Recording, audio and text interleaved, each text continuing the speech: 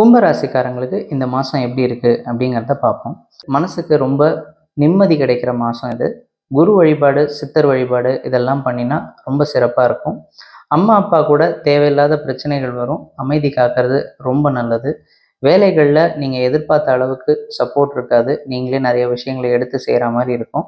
அதுக்கு தயாராக இருங்க. அதே மாதிரி நிறைய உழைப்பு இருந்தும் அதுக்கான அங்கீகாரம் கிடைக்காது. அங்கீகாரத்துக்காக உழைக்காதீங்க. வேலையை செஞ்சு உங்கள் முன்னேற்றத்துக்காக உழைங்க. பால், பெட்ரோலியம், சீருடை பணியாளர்கள், சிபிஐ, அதுக்கப்புறம் மிலிட்ரி இந்த மாதிரி தொழில்களில் இருக்கிறவங்களுக்குலாம் ரொம்ப சிறப்பாக இருக்குது இந்த மாதம். அதே மாதிரி உங்கள் தொழிலுக்கு உங்கள் அம்மா அப்பா கிட்டேருந்து, நண்பர்கள் கிட்டேருந்தெல்லாம் உதவி கண்டிப்பாக கிடைக்கும். உங்களோட உடல் நலத்தை நீங்கள் பார்த்துக்கணும். உங்கள் வாழ்க்கை துணையோட உடல் நலம் ரொம்ப சிறப்பாக இருக்கும். உங்கள் தாயாரோட உடல் நலமும் சிறப்பாக இருக்கும். அது மட்டும் இல்லாமல் இந்த மாதம் நீங்கள் நிறைய சுப விரயங்கள் செலவு செய்கிற மாதிரி இருக்கும். ஆண்டாள், மகாலட்சுமி, காமாட்சி